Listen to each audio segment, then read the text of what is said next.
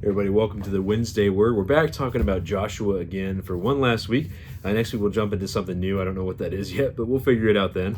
But this is our last week talking about Joshua. We talked about how Joshua teaches these lessons about trusting in God and trusting in His providence, even in the darkest moments in our life, and how even whenever we do make mistakes and we do fall short, God is still able to work through us to accomplish amazing things. Just like last week we talked about Joshua and the Midianites and how they use deception and lie to each other and just do not treat each other well. God is still able to work through that situation to bring goodness and joy and peace to the people of Israel and to the Midianites. This week we're actually jumping way ahead in Joshua's story to the end of his story, actually, where he says this farewell message to the people of Israel. So this is towards the end of Joshua's life. He's about to pass away, and he kind of summons all the people of Israel together one last time to give them this parting speech and this kind of call to action. So we're going to read two verses out of Joshua chapter 24. If you want to read along with me, open up to Joshua chapter 24, verses 14 and 15, and they're going to give us a little bit of context for today's video. So, Joshua chapter 24, verse 14. Now fear the Lord and serve him with all faithfulness. Throw away the gods your ancestors worshipped beyond the Euphrates River and in Egypt, and serve the Lord. But if serving the Lord seems undesirable to you, then choose for yourselves this day whom you will serve, whether the gods your ancestors served beyond the Euphrates or the gods of the Amorites in whose land you are living. But as for me and my household, we will serve the Lord. So as Joshua is knowing he's getting towards the end of his life, he kind of tries to give the Israelites one more call to action.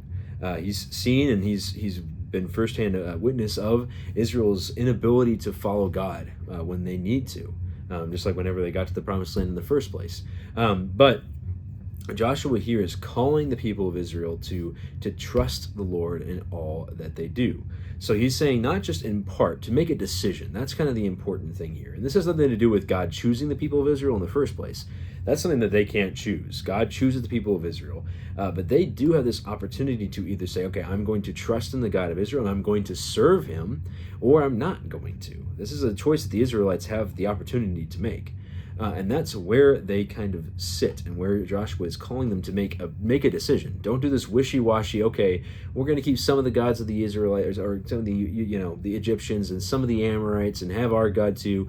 He's saying, no, you have to make a decision. You have to decide, okay, I'm going to have this one, or I'm going to have that one. You can't have your cake and eat it too. And that's kind of what they're saying here, is Joshua's calling the Israelites to this kind of action. This service is not just like something that we can just kind of sit back and do. This is something that's active. It takes effort. It takes work to serve someone, to serve the Lord. And that's what he's kind of trying to get at here, is this is not something that you can be wishy-washy about. You have to make a decision and commit to what you're going to decide to do. And so that's what Joshua caused the Israelites to do and calls us to do today. We have plenty of opportunities to, maybe it's not gods like the Egyptian gods or the gods of the Amorites, but there's plenty of things in our lives that can distract us from God and to take time from God and can take time and can lead us to places that we shouldn't really be.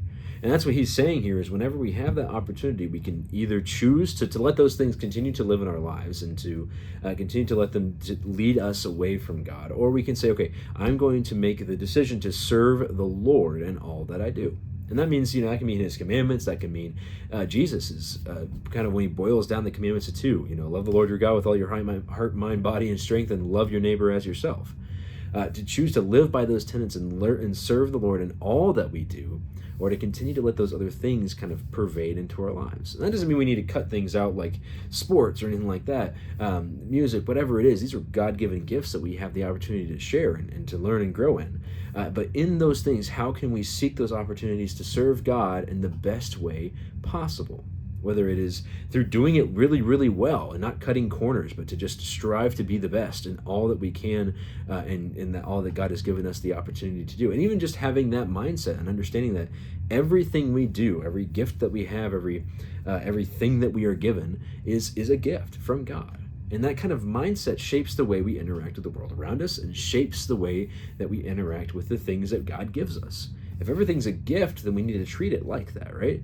And that's kind of what he's getting at here, is when we make that decision, we choose to serve the Lord, that is, and it changes the way we interact with the world around us. But it's not something we can be wishy-washy about. We have to make the decision to choose, okay, I'm going to either commit to God or I'm going to commit to myself. I'm going to commit to what I think is best. And the Israelites at first are like, oh yeah, we're going to definitely forsake all the gods of the whatever, and we're going to just trust in God. And that works for a while, but then, as we know, they kind of go through that cycle in Judges and later on in life, through the kings and stuff like that. We see them fail time and time again. And that's the thing about this, is it's always important to remember that God still loves the Israelites even while they're doing all of that. I mean, he still chooses to send the Savior through them. And that's the thing about it, is even while we may fail to fully serve the Lord, our God, every single day, God has grace and mercy and love for that. So that the next day we can try again. We can serve. We can be like Joshua. But as for me and my household, we will serve the Lord. Every day we can strive to do that to the best of our abilities. And when we do fall short, know that Jesus' love, grace, and peace is there for us. So that's the Wednesday word for this week, Joshua chapter 24. We'll jump into something new next week, and I will see you all then. Thanks. Bye-bye.